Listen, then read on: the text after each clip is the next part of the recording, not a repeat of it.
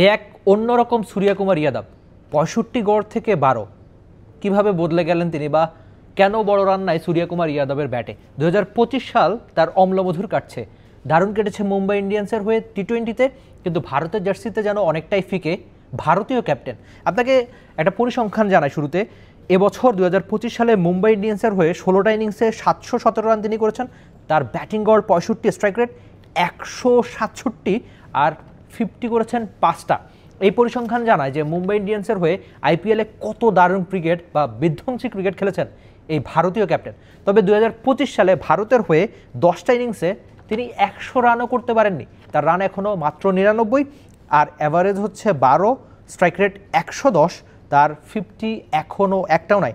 In fact তার আপনি ২০২৫ সালে তার ক্যারিয়ারের স্ট্রাইক রেট মানে ভারতের হয়ে ১৫০-এর নিচে। এই পরিসংখ্যানটা জানায় কতখানি আক্ষেপের একটা মৌসুম তার কাটছে জাতীয় দলের হয়ে, যেখানে আমরা জানি যে সূর্যকুমার যাদব এমন একজন ব্যাটার, তিনি নামবেন বল 1 থেকে অ্যাটাকিং ক্রিকেটটা তিনি খেলতে পছন্দ করেন।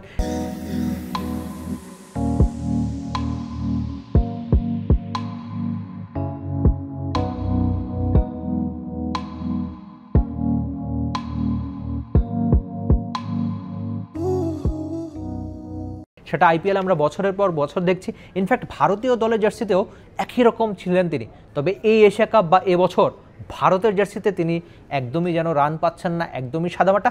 আরও কিছু পরিসংখ্যান আপনাদের একটু জানাই।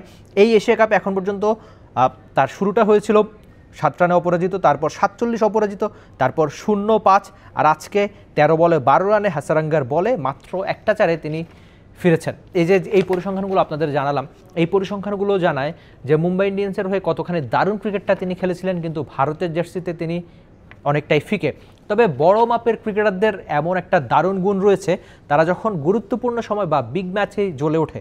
সামনে পাকিস্তানের সঙ্গে এশিয়া কাপের ফাইনাল, আর সেই ম্যাচে নিশ্চয়ই ভারতীয় ক্যাপ্টেন বড় রান করবেন, আপনি সেই আশা করতেই পারেন। আর সূর্যকুমার যাদবের তিনি যে মাপের ব্যাটার, তিনি তো ফাইনালের মঞ্চে হয়তো জ্বলে উঠতেই চাইবেন নাকি? For more updates, subscribe to our YouTube channel and click on the bell icon. Follow us on Facebook and Instagram. Download T-Sports app to enjoy exciting games and highlights. Visit tsports.com.